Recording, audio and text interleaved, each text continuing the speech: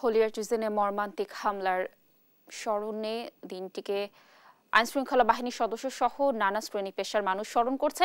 সেখান থেকে সরাসরি যুক্ত হচ্ছেন আমাদের সহকর্মী শাহাদাত নিশাদ। নিশাদ, জঙ্গি হামলায় যারা নিহত হয়েছেন তাদেরকে শ্রদ্ধা জানাতে আসা মানুষরা কি বলছেন, তাদের পরিবারের সদস্যরা এসেছেন কিনা, কি তথ্য রয়েছে? জি ধন্যবাদ আপনাকে। আসলে যেমনটি বলছিলেন, গত ৮ বছর আগে অর্থাৎ ২০১৬ সালের আজকের এই দিনটিতে কিন্তু গুলশান ৭৯ নম্বর সড়কের যে হলি আর্টিজান বেকারি, সেখানে জঙ্গি হামলা যে ঘটনাটি ঘটেছে, সেই ঘটনা পুরো বাংলাদেশ না পুরো বিশ্ব কিন্তু এক ধরনের নড়ে চড়ে বসে এবং বাংলাদেশে জঙ্গিদের যে তৎপরতা সেটি কিন্তু সেদিনই তার যে ঘটনায় সেখানে বিদেশি ১৭ জন নাগরিক সহ ২২ জনের নিহতের ঘটনা কিন্তু পুরো দেশ সেদিন জঙ্গির এই বিষয়ে কেঁপে ওঠে। তো দিনটিকে স্মরণ করতে কিন্তু আজকে সকাল থেকেই আইন শৃঙ্খলা বাহিনীর তৎপরতা আমরা দেখেছি এবং র্যাব থেকে শুরু করে পুলিশ এবং পুলিশ হেডকোয়ার্টার থেকেও কিন্তু বিভিন্ন সংগঠন তারা কিন্তু শ্রদ্ধা জানিয়েছেন। এবং একই সাথে যে রেস্তোরাঁতে এই ঘটনাটি ঘটেছে, আমি যদি একটু সেই হলি আর্টিজান বেকারিটি দেখানোর চেষ্টা করি, সেই হলি আর্টিজান বেকারি সেখানে কিন্তু এই যেদিন ২০১৬ সালের আজকের এই দিনে এই ঘটনাটি ঘটেছে। তো এবং এই দিনটিকে স্মরণ করতে বিভিন্ন দেশের রাষ্ট্রদূতরা কিন্তু এসছেন। আমি যদি জানিয়ে রাখি, আমরা দেখেছি দুপুর ১২টার পরপরই জাপান, আমেরিকা এবং ভারতের হাই কমিশনার কিন্তু এখানে এসছেন এবং তারা শ্রদ্ধা জানিয়েছেন।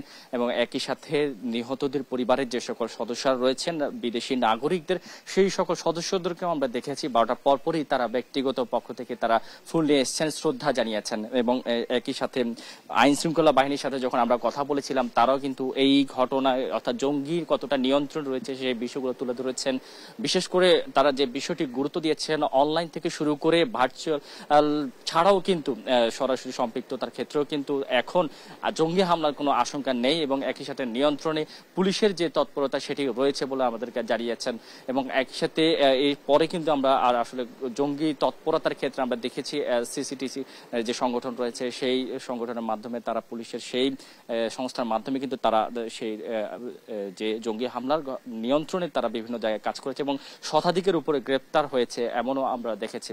তো সবকিছু মিলিয়ে এখন পর্যন্ত এখানে যে গুলশান ২ এর যে বেদি রয়েছে, যে ভবনটি রয়েছে আমরা দেখতেই পাচ্ছেন, সেখানে আমরা দেখেছি ১২টার পরপরই নাগরিকরা এসছেন, বিদেশি নাগরিক সহ তারা এখানে শ্রদ্ধা জানিয়েছেন এবং একই সাথে নিহতদের স্মরণে তারা শ্রদ্ধা জানিয়েছেন এবং তাদের আত্মার মাগফিরাতের কামনাই করেছেন। এবং যদিও তারা বিভিন্ন দেশের হাই কমিশনাররা সাংবাদিকদের সাথে কথা বলেনি, কিন্তু এরপরে তারা এখান থেকে চলে যায়। তো এই ছিল যে হলি আর্টিজান ৭৯ নম্বর সড়কের যে হলি আর্টিজান বেকারি রয়েছে, সেই বেকারির সামনে থেকে আমার কাছে থাকা সবশেষ খবর।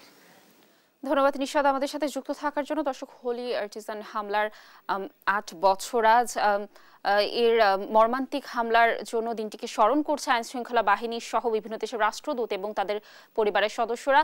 হোলি আর্টিজান বেকারির সামনে থেকে সর্বশেষ তথ্য জানাচ্ছিলেন আমাদের সহকর্মী শাহাদাত নিশাদ।